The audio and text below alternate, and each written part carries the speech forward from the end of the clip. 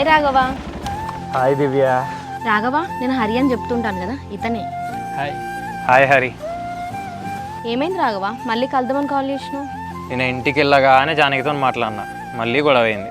గొడవని పెట్టుకున్నావు రాఘవ, నార్మల్గా మాట్లాడమని చెప్పానుగా నీకు. నేను క్యాజువల్గానే మాట్లాడడానికి పోయినా, కానీ నేను మంచోన్నో కాదు తెలుసుకోవడానికి నాతో చాటింగ్ చేసిందంట. ఇక ఈ మాట నాకు ఎట్లుండదు చెప్పు. రాఘవ, మీ లవ్ స్టోరీ గురించి నాకు మొత్తం చెప్పింది దివ్య, కానీ ఆ అమ్మాయికి ఎందుకంత అనుమానమాట? అదే నాకు అర్థం కావట్లేదు బ్రో. అసలు నాకు తన మీద ఎలాంటి ఫీలింగ్సే లేవు. తనే నా మీద ఇష్టం పెంచుకుంది, తనే ఫస్ట్ లవ్ ప్రపోజ్ చేసింది, ఇప్పుడు తనే అనుమానం కూడా పడుతుంది. రాఘవ, ఒకటి గుర్తుపెట్టుకో, ప్రేమ ఉన్న చోట అనుమానం ఉండదు, అనుమానం ఉన్న చోట ప్రేమే ఉండదు. ఇక నువ్వే ఆలోచించుకో. అదే దివ్య, ఇప్పుడు నువ్వు నాకు నార్మల్ ఫ్రెండ్వే కదా, ఇప్పుడు నీ నెంబర్ డిలీట్ చేయాలి, నీతో అసలు మాట్లాడద్దు, నేను బ్లాక్ కూడా చేయాలంటే ఎట్లుంటుంది చెప్పు? అరే కనీసం ఫ్రెండ్స్తో మాట్లాడే ఫ్రీడమ్ కూడా లేదా నాకు? అయ్యో రాఘవ, నా వల్ల కూడా మీ ఇద్దరి మీద గొడవలు అవుతున్నాయా? మనమైతే జస్ట్ ఫ్రెండ్స్ మాత్రమే. నేను ఒకసారి అమ్మాయితో మాట్లాడినా.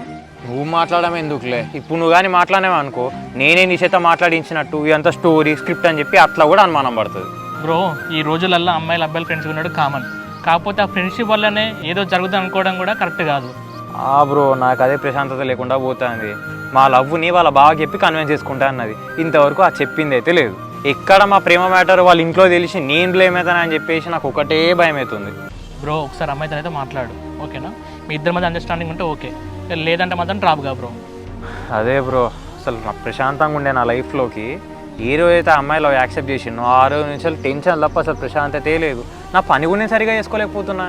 రాఘవ, నార్మల్గా ఏ అమ్మాయి అయినా ప్రేమించిన అబ్బాయి వేరే అమ్మాయితో మాట్లాడుతుందంటే కొంచెం జెలస్గానే ఫీల్ అవుతుంది. తను నీకు అన్ని రిస్ట్రిక్షన్స్ పెడుతుందంటే తను నిజంగానే లవ్ చేస్తుంది కావచ్చు. నువ్వే ఆలోచించు. ఆంటీ, జానకి చెప్పురా.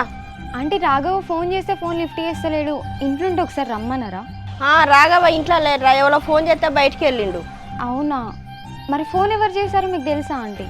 ఫోన్లా దివ్య అనుకుంటా మాట్లాడిండ్రా, దివ్యని కలవడానికే పోయినట్టున్నాడు. ఆహా, దివ్యని కలవడానికి పోయిందా? సరే ఆంటీ.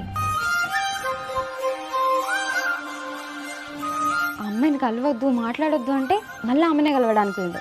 ఇట్లయితే కాని పని, ఏదో ఒకటి తెలుసుకోవాలి. అసలు ఇదంతా కాదు, దివ్య నెంబర్ నా దగ్గర ఉంది కదా, డైరెక్ట్ ఆమెకే ఫోన్ చేస్తా. ఆమెకు ఫోన్ చేసి మాట్లాడితేనే వాళ్ళిద్దరి మధ్యలో ఏమున్నదో నాకు తెలుస్తుంది.